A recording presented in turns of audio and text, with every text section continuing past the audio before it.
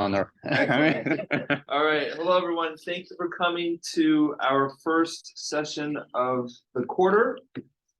Here today is, so our speaker is Federico. Federico is a PhD. His background is in dynamical systems analysis. Yeah. But now he got sucked into the single-cell transcriptomics world, and he's here to tell us about gene regulatory networks. Yes. Thank you for the introduction. So, yeah, really happy to be giving the talk today. I'm a big fan of the series. I can say all the material that has been accumulated by the series definitely saved me some time on at least a couple of separate occasions. So thank you for that. Excellent to hear.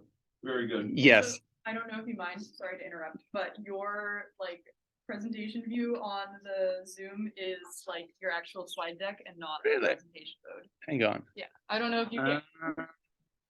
Why is it not like that there? I don't know. Then just a You're second. too advanced for us. Yes. Sorry, the last thing I should say is Federico is a postdoc in the new lab. Yes. So if you need to track him down, that's where he'll be. No, this is. So Federico, what I would do actually, when you share your screen, don't share the PowerPoint, share the entire that screen. Yeah, so try unsharing and resharing, I would say. Does that make sense? Yes, maybe. As soon as my laptop responds.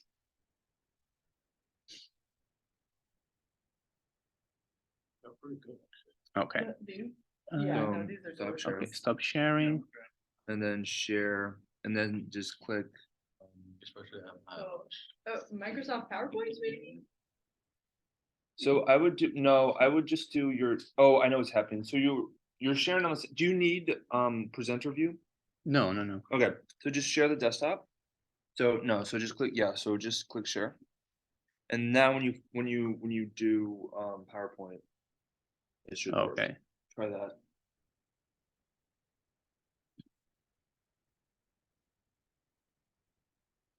Yes. Okay, excellent. Okay. Does that work? Is it working? You recording? Yes. Okay, excellent. So, okay, let's go back to the talk. So yes, the idea for today is to talk about gene regulatory networks and specifically a method that we have developed recently. So the name of the method is spliceJAC, which is a combination of splicing and Jacobian. So there's going to be some RNA splicing. There's going to be some math about dynamical system theory. I'll try to keep it to a tolerable, enjoyable level. And then, so I think there are a couple of very interesting questions arising in the talk about how to deal with this kind of transcriptomics data. And so in interesting of having an interesting discussion, I will first really just talk about how I basically stumbled upon this idea, this project, and this is also a package that can be used. So then in the end, I will also show you some more sort of hands-on with a notebook, how some of the commands of the package work. Are we to understand this is published? This is published. Excellent. Yes. Okay, so let me give you an idea of where I'm coming from when I think about this kind of gene regulatory networks and how to work with them. And as Emmanuel said, my background is physics, really. So before coming here, the way I used to think about constructing this kind of models was more of a really bottom-up approach, where you go through the literature and really one gene, one connection at a time, you try to come up with, understand what are the mechanisms and trying to build some sort of core regulatory network. Like here in this example in the slide, it is a stem cell. It's just something that I pulled out from a paper. And there are many advantages to this kind of approach, namely the fact that you really limit yourself to core well-defined systems where the mechanisms, the connection between genes perhaps are relatively well understood. And let me just turn on the laser pointer. The Apple L. And it's also relatively straightforward to go from a picture description to a more mathematical description that can give you more insight. And again, I want to limit really the amount of math in this talk, but to introduce some sort of basic language that we will use. This is the kind of way I think about when I try to describe this kind of system, some sort of differential equation where perhaps, and the meaning of this kind of equation, when you really think about it, is quite simple. It's the idea that, for instance, this variable x represents different genes, the concentration, the copy number, or whatever variable you prefer to describe this molecular species. And what it's saying is, well, the way the expression of these genes, of these molecules, is changing in time is, well, it depends in some way to what all the other species are doing. And this is the idea of having a gene regulatory network. We have this connection, and from all this interaction, a certain gene expression pattern arises. Now, when I arrived here, I was tasked with the challenge of how can we try to inject some of this more mechanistic, rigorous way of looking at things into the single-cell transcriptomics world. And specifically, this problem of gene regulatory networks is really gaining a lot of popularity in these last few years, trying to infer this kind of connection from the data. Like these three papers that I pulled here, like these are not methods that use transcriptomics data. These are comparative studies that compare many different methods together. Just to give you an idea of, there's a lot of these methods that are available right now. And when I say transcriptomics, what I really mean mostly, virtually all the time, is really single-cell RNA sequencing, because I guess that's the most readily available, relatively easy to understand data, transcriptomics data. But of course, there are many challenges in using this kind of data to infer this kind of, to gain this kind of mechanistic understanding of gene regulation. I think that the one that many of us can really relate to is the lack of temporal information in single-cell RNA-seq data. And the consequence of this lack of dynamical information is that virtually in all these existing methods, these existing methods really rely on purely statistical approaches like machine learning. And it's not that there is something wrong with this approach per se, but like one consequence of that is that these models typically are really not interpretable. And one clear example of that is that typically these kind of models will give you correlations between genes, but they will not really give you causality. So if we go back to this picture of a gene regulatory network, perhaps they will tell you, well, these two genes are connected to one another, but they can't really tell you the direction of the arrow. So it lacks in giving you really a mechanistic understanding. Okay, so the idea to sort of advance these approaches would be to try to find a way to gain some information about dynamics from data that really seems to have no temporal information. And as I stumbled upon this problem, of course, at some point, I arrived at the concept of RNA splicing, which I think many people here probably are familiar, even more familiar than me probably, but just to put everyone on the same level in very simple terms, it's the idea that when new RNA molecules are transcribed, they have certain pieces of their sequence that are called introns, and these are not really used for translation. So these molecules go through a reaction that is called splicing, where these introns are removed. So at any given point, if you take a snapshot of a cell, you are going to have some RNA molecules that are unspliced, so they have these additional sequences, and some RNA molecules that are spliced, so they don't have these sequences. And the really neat thing of single-cell RNA sequencing is that, well, to recognize the different RNA species, you really look at the sequences, so you can tell if an RNA molecule is spliced or unspliced. And well, of course, as many of you know, well, I'm not the first person that had the idea of using this information to build some kind of model from transcriptomics data. RNA velocity, which is a concept that in the last 2-3 years has become really, really famous in this world, is probably the first attempt to try to use this data in a meaningful way to build a model. And so I just want to spend a couple of minutes to go through some basic aspects of how this RNA velocity model works, because this is going to be the framework that we are going to use to start in building our model. And RNA velocity, doesn't really think about the interaction between genes per se. It's more of a method that tries to tell you, basically try to predict future states of cells. But it's based on a simple modeling of RNA splicing, and the basic idea is that the unspliced RNA gets produced with a certain rate, then at some point gets spliced through this reaction with this rate beta, and then the spliced RNA gets degraded. And these mechanisms are built into a relatively simple model, which is highlighted here. And well, basically the idea of these two equations is the following: U and S are the unspliced and the spliced RNA counts of a given species. And so basically you have these reactions here. The unspliced gets produced with a certain rate and gets lost because it becomes spliced. And in the same way, you can increase the spliced population with this splicing reaction, and also the spliced population gets decreased because of degradation. So this is a very good, I think, first attempt to try to leverage this multimodality of single-cell RNA sequencing data in a meaningful way. As far as I know, this is basically the only attempt to try to use this data to get something more out of the transcriptomics.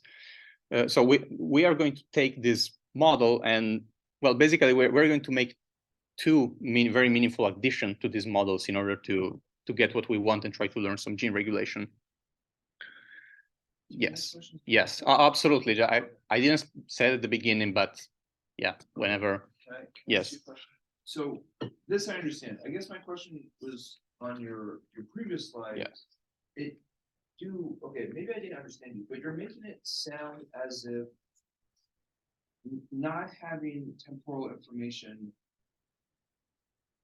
is the contention that not having temporal information prevents you from learning correlations? No. So okay. So the question is, I'm not sure if you have also the audio, but I will repeat the question just so. So the question basically is, in this kind of data, you lack temporal information. What's the implication in terms of how much you get to know in the correlations? Yes.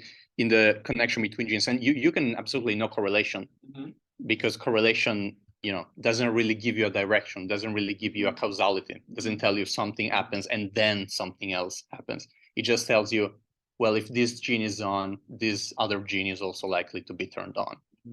So you can absolutely get that from just from single-cell RNA sequencing data, but that's basically all you can get. And that's better than nothing, but that's really far away from having a real mechanism where I know that two things are not just related in some abstract way to each other, but perhaps one is upstream and regulates other things that are downstream. So we really want to get to a mechanistic understanding of these networks where it's not just that I know that if something is on or off, these other things are likely to be on or off as well, but we want to make a model where we know I turn this on, for instance, and then that implies that other thing. So there's a directionality. Right. So in other words, and that's you're looking for a directed graph. Yes. Yeah. In a more theoretical language, we are looking for a directed graph rather than a undirected graph. Awesome. Thank you. Sure. Yes. So the first important modification that we're going to make to this model, and this is really what's going to allow us to infer GRN, is that if we look at the traditional RNA velocity model, the different molecular species don't really talk to each other. You have production and splicing on one species and another species, and they're completely independent. So the first thing that we're going to do is that, since we know that this is really this is an approximation, but really there are these molecular species talk to one another and regulate each other's production. So we are going to make an interacting model where, for instance, once one species gets unspliced, and it can go back and inhibit or activate the production of another species. And at the level of modeling, so this is probably the last bit of math that I will show today, but so bear with me on this. From perspective of writing down a model, we are going to go from just having this constant production of unspliced RNA to having an interactive model. And basically what this means is how do you produce new unspliced RNA? Well, it's not just constant, it's a function of all the other molecular species that are in the cell. So basically now this is a problem where this new quantity that I'm defining, this A here, it's a matrix. If I have 100 genes, it's 100 by 100 matrix. And this encodes all the information that I want about how a certain gene regulates, the production of another gene. So this is already my GRN in a very abstract sense, because then I can basically solve this problem and get this kind of matrix where really positive and negative coefficients of this matrix are going to tell me this gene activates or inhibits another gene. So, sorry, yes. I have questions here because this is interesting. So, A is now a matrix. Yes. But the argument is that A is constant still. Do you know what I'm saying? Like, are you arguing that A is like, will A change over time? Does it depend on T, or is it just fixed? Well, okay, that's a great question, and the answer is, I will partially answer to that with the next thing, but the answer is no, it does not change in time, because here we are going from this equation which is time dependent, as you correctly pointed out, but we're going to solve this problem by setting this equation to 0, and this is how we get to actually compute this matrix.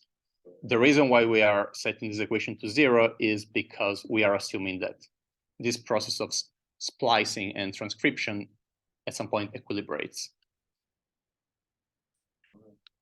We'll probably come back to that. Yes, absolutely. So, okay.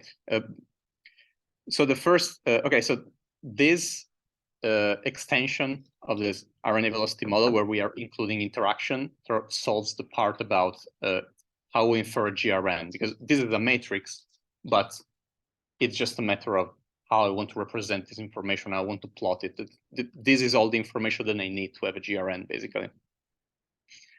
Now, that if we go back to the title was phenotype specific GRN.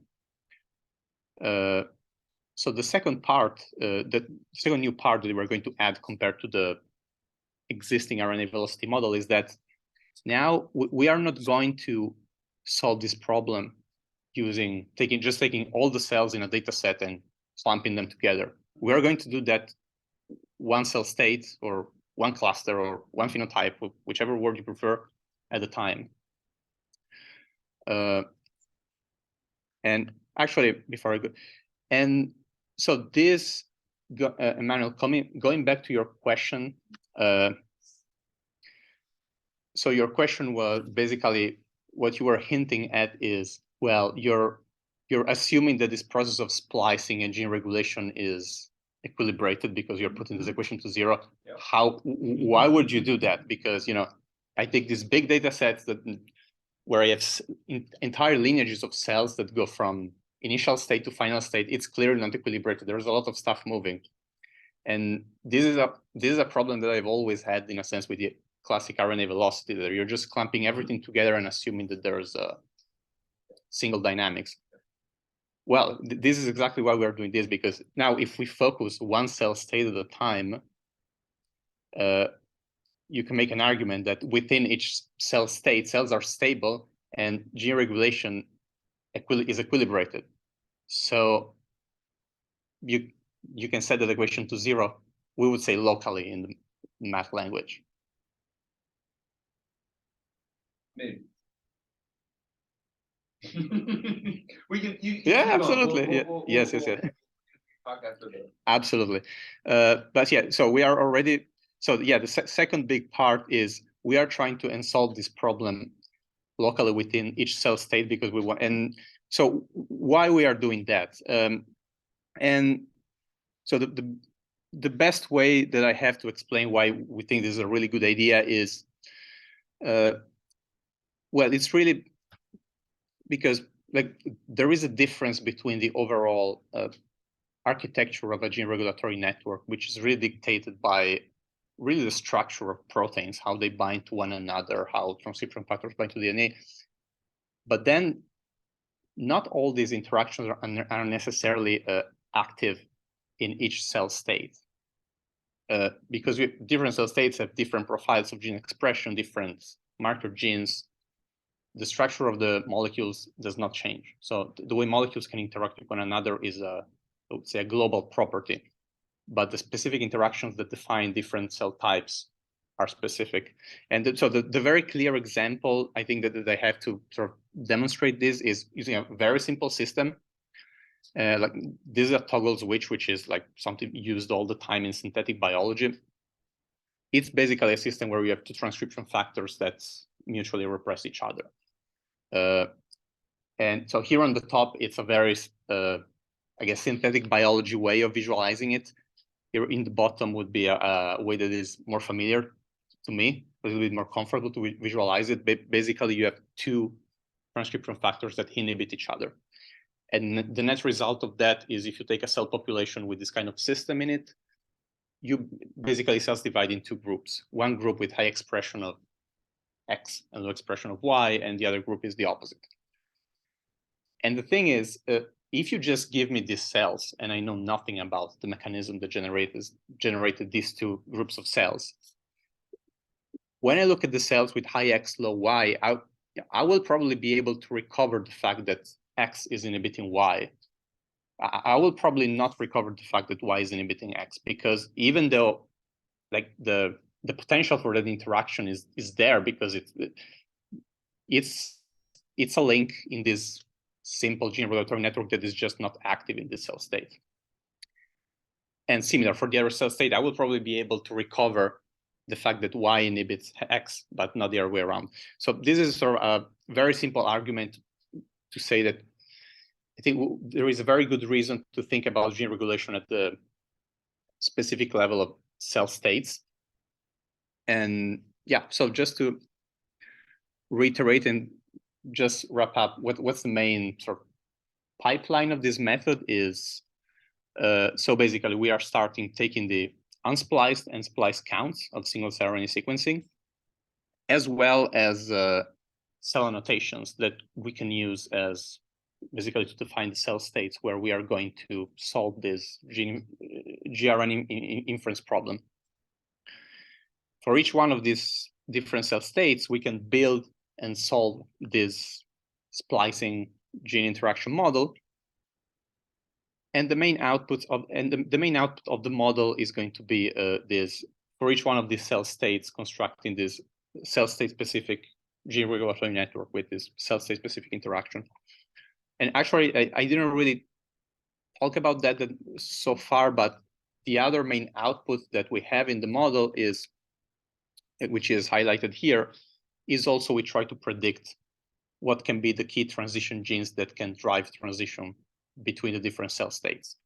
And so I don't want to talk too much in detail about that because there's definitely more math involved, but the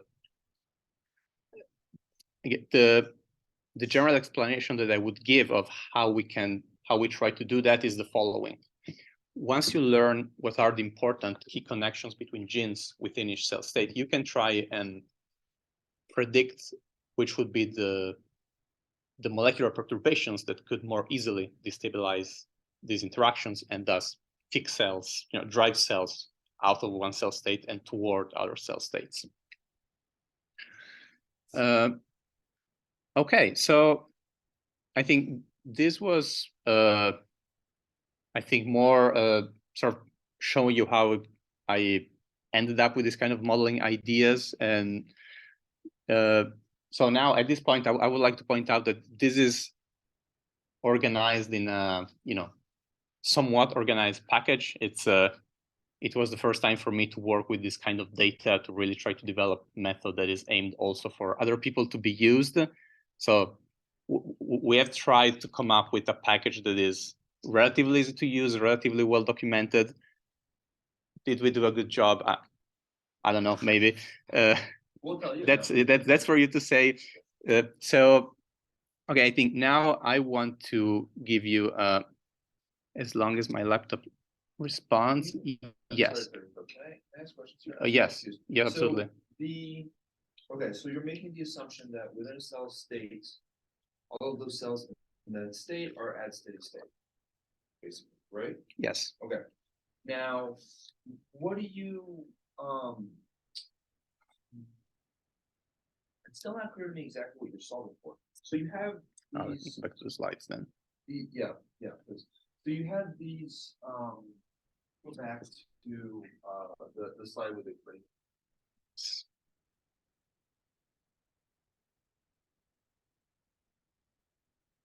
Yeah. So you have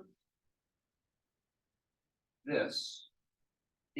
Are you saying that A is your like kind of like adjacency matrix? Like A gives you the edges? Basically, yes. Okay. Yes, basically, yes. Is that what you're saying? Okay. So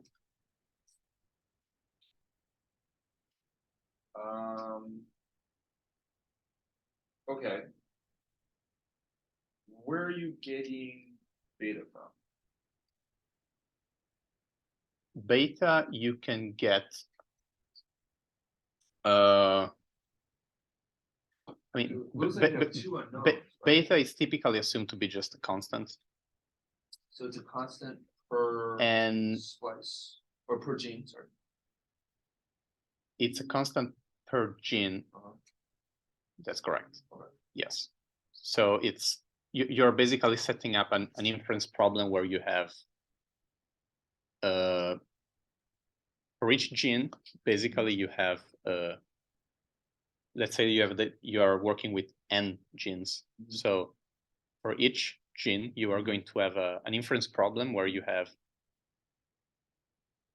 n variables which describe how all the different genes regulate a specific gene, plus one additional variable, which is beta. Right. Okay. So in other words, is it the case that you can get beta, I guess gamma, from the data itself? Like you can kind of see how fast, or you kind of infer how fast the unspliced becomes spliced per gene, and then how fast the splice degrades. Yes. So actually, so if you look at the original model, the RNA velocity model, so the way they do it is basically by using the unspliced and spliced counts and basically trying to fit. Okay. And actually, there is also since we are, and so I'm going a little bit more into the math details. So if somebody is annoyed by that, sorry. But so there is actually, since we are setting this to 0, we are assuming equilibrium. There is also another trick up our sleeves, which is we actually don't really care too much about the time scale. So you can rescale time and set beta to 1. Because you are saying that the rate of splicing, we are assuming that it's basically constant. Okay. Which is an assumption, of course. It's right. It's not. I am sure that if people went and measured it, they would find that perhaps it is not constant. Okay. But it's the assumption that we are doing.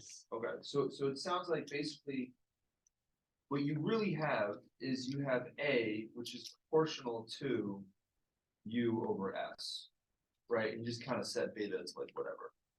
Yeah, beta, the value of beta, it's not a problem because it can be set to 1 because it's a. Yeah. So yeah, I guess here in this slide, it's slightly misleading because so A is a matrix, U and S are vectors.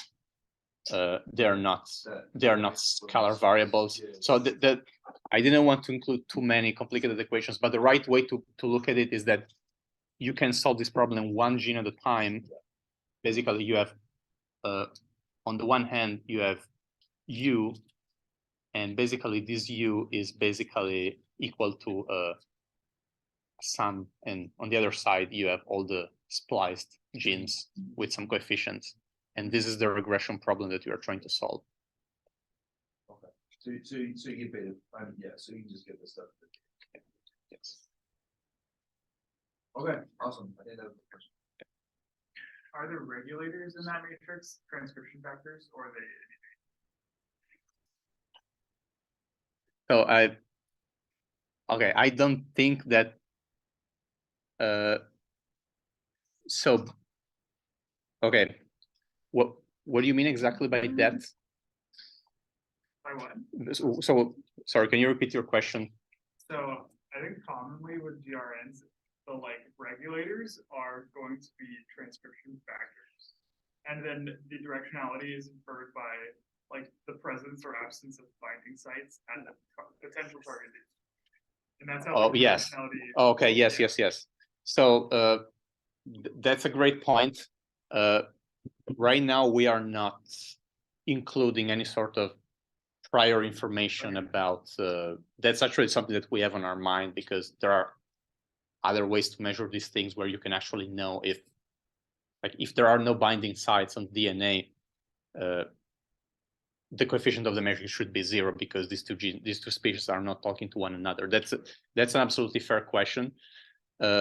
Right now, we are not including any sort of prior knowledge. So right now, we are basically just defining this problem, assuming that in principle, any species can talk to any other species, and whether they do or not is based on the result that we get here, on the result that we get from this inference problem. So yeah, that's a great question. Maybe that's something that we're sort of thinking about. Yeah. How you can combine other types of data to, instead of starting from scratch, perhaps you start from some initial assumptions where you know that maybe some of the signs we know that they should be positive or that they should be negative, because we know that they induce or inhibit, or some should be 0 because we know that they don't talk to each other. Yeah, I think even just finding those linkages is difficult, and that's a problem. So yeah, that injecting the prior knowledge has advantages and downsides. So yeah, I think what really stopped me to try and do that at the level of this particular project / paper is that it's really hard to find, even when you find this kind of information, can you really trust that this is really general, and I can just, when I develop a method that is going to be used across many different systems, is that reliable, general enough? So right now we decided just to do this without any other modality of data. Yeah, maybe in the future, but yeah, that's a great point. I have a question too. Yes. So did you do any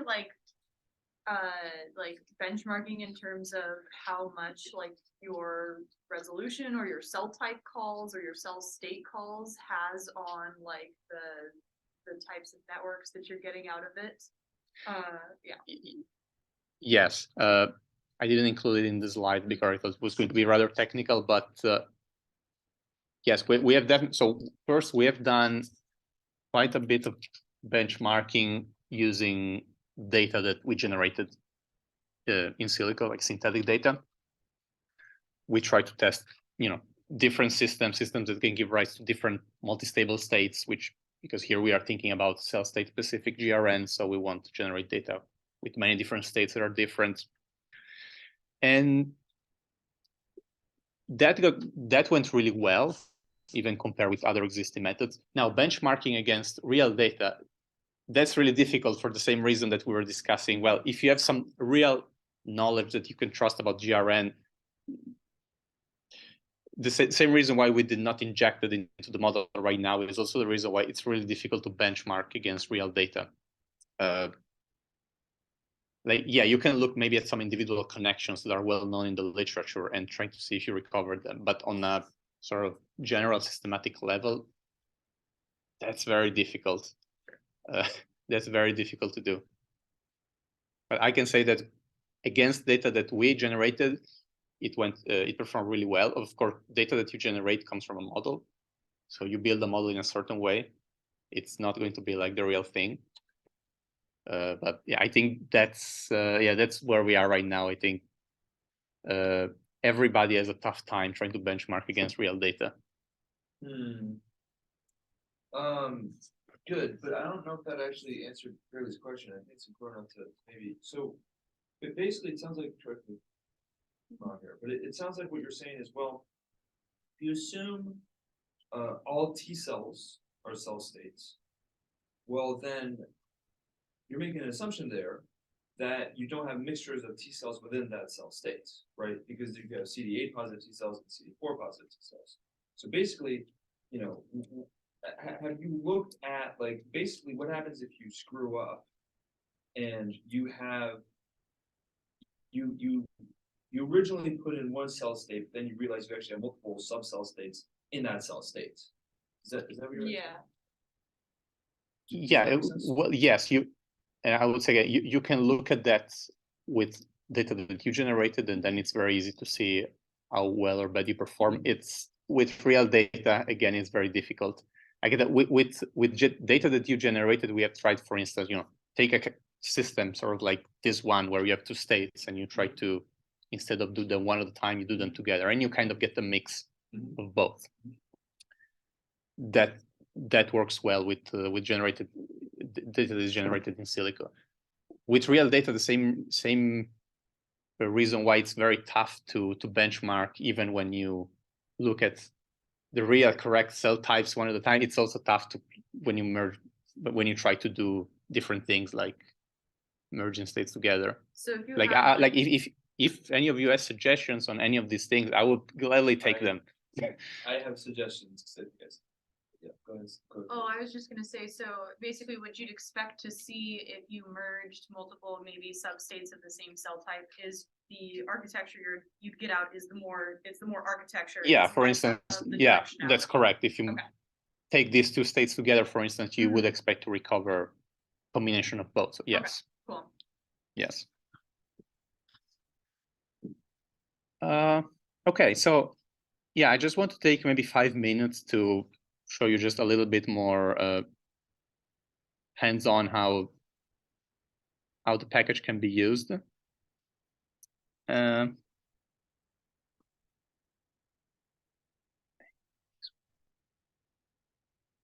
Very nice graphic. Yeah. Thank you. That cost me a lot of time. It means a lot to hear that. You nailed it, honestly. So yeah, we have a published paper. The method is a Python library with the documentation. I'm not sure how many people have used it yet. We have tried to do our best to both make it easy to use and well documented, but yeah, I'm sure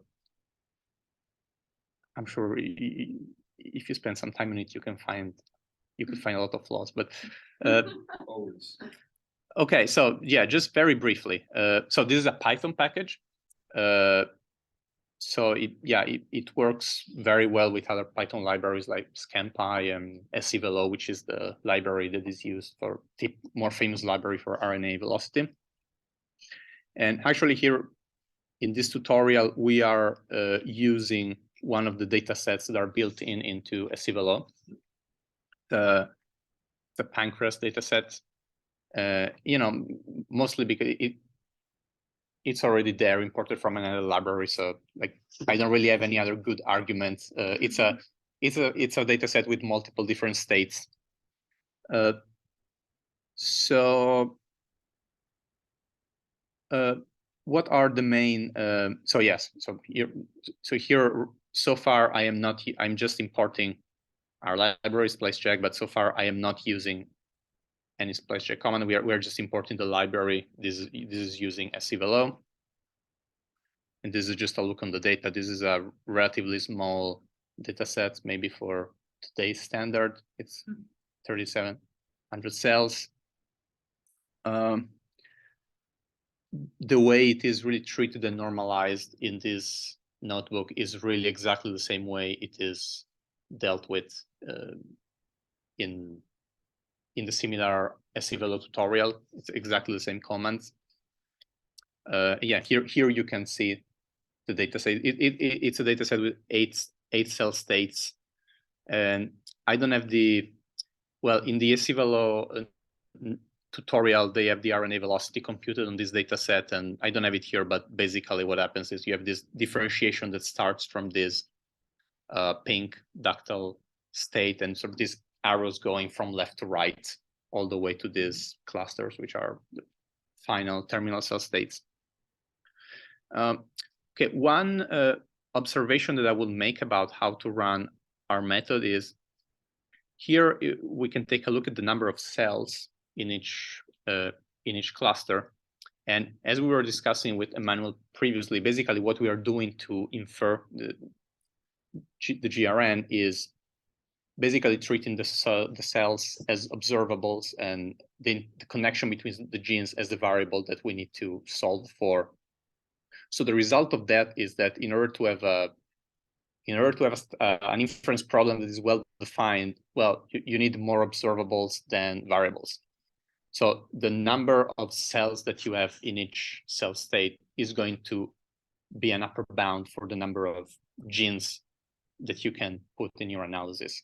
And so this is a small, kind of small data set, and in particular, there is a cluster that is very small. This cluster is only 70 cells. So in this particular case, it means that we cannot include more than 70 genes in our analysis.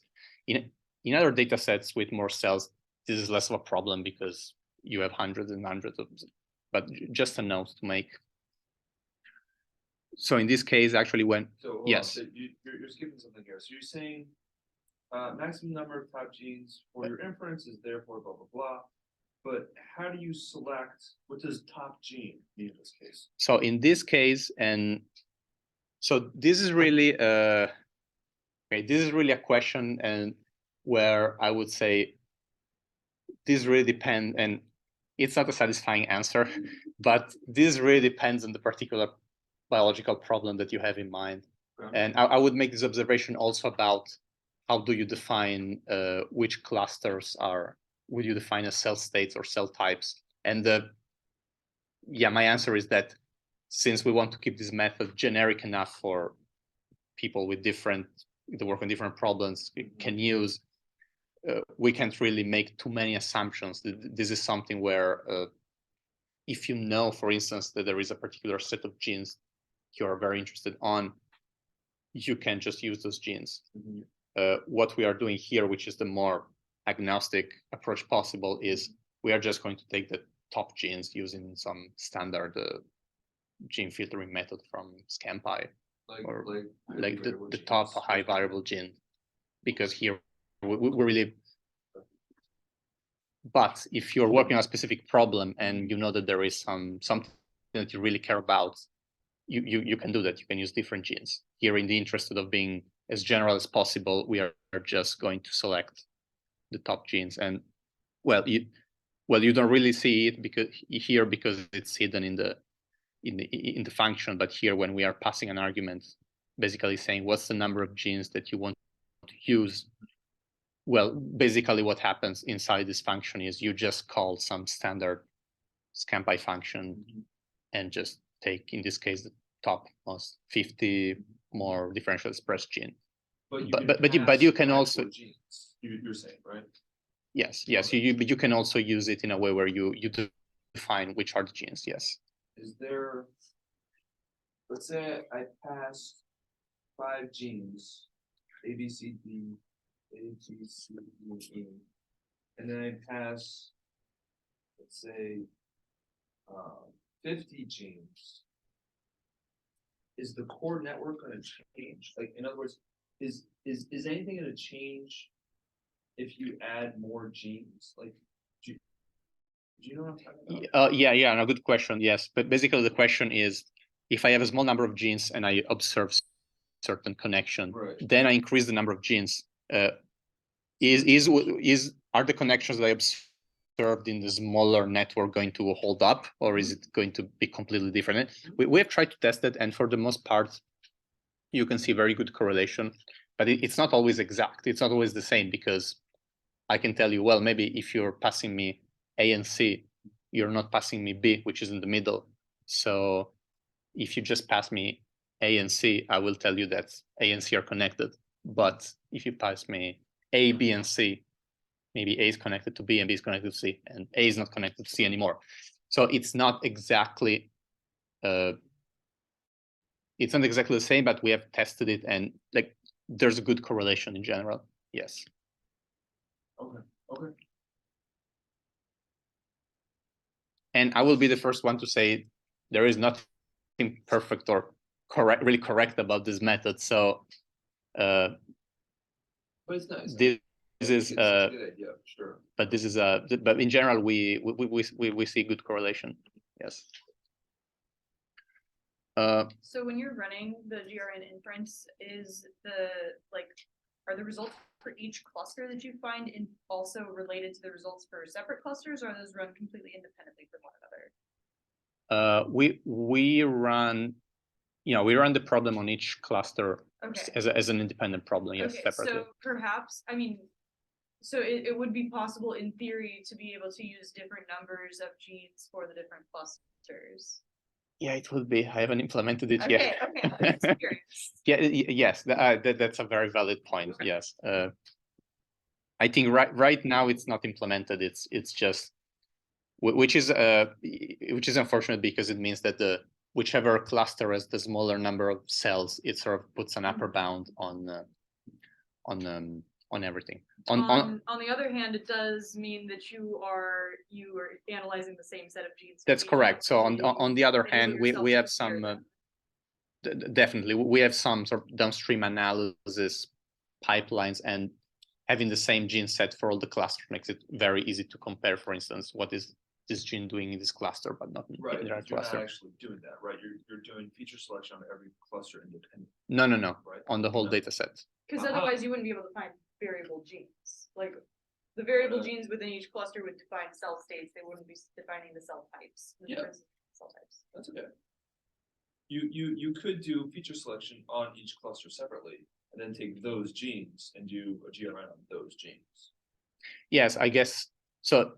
Yes, in principle, you can. I guess the idea of differentially expressed is you want to find variation in the whole data set. Differentially expressed is different from highly variable. Yes. Yes, but still, you would select differences within single cell states by doing that one cell state at a time. Yes.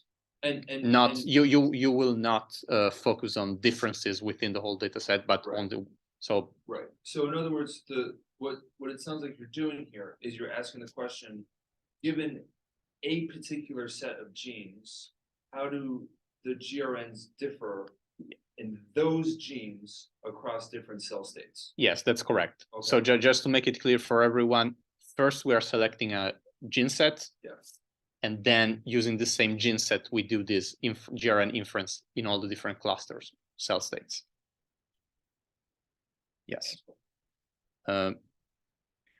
Okay. So basically running the basic inference command is just one line, and everything is hidden inside the function.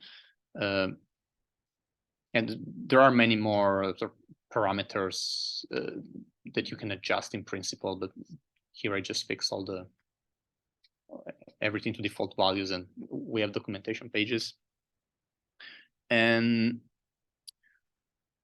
okay, so this is a probably not so pleasant to the eye, but first way to visualize the kind of results that you can have. So basically, each one of these matrices represents the connection between the genes in each cell state. And this is a slightly more pleasant way to visualize it. It's the same information, but this is better probably. So we have a couple of visualization methods where you can play with many different parameters. Obviously, if you have many genes with many connections, there are ways to filter out, just select the stronger connections, for instance. Different way to distribute the different nodes either in circles or letting network X displace points wherever they want. And of course, we have built-in functions to export this data if you want to use it for any sort of downstream analysis of your own. So we have some further functions to explore a little bit some properties of these genes, but of course you get the GRN, and if you get the GRN, I'm sure maybe you have your own ideas on how to use this data, so you can easily export. Well, one thing, the only downstream analysis thing that I will show you here, for instance, is about identifying within each cell state which are the genes that play bigger roles in terms of signaling. And this is just really by visualizing this GRN, looking, for instance, at how many connections are coming in, which means certain gene is an important target, or how many connections are coming out, which means certain species is regulating a lot of other things. So this is, for instance, one example of plotting that is built in, where basically we are plotting genes based on their incoming and outgoing signaling score, which basically just means incoming and outgoing interactions. I don't know if I call it signaling. Oof. More. Yeah, connection. Yeah. It's really a measure of connectivity. It's yeah, but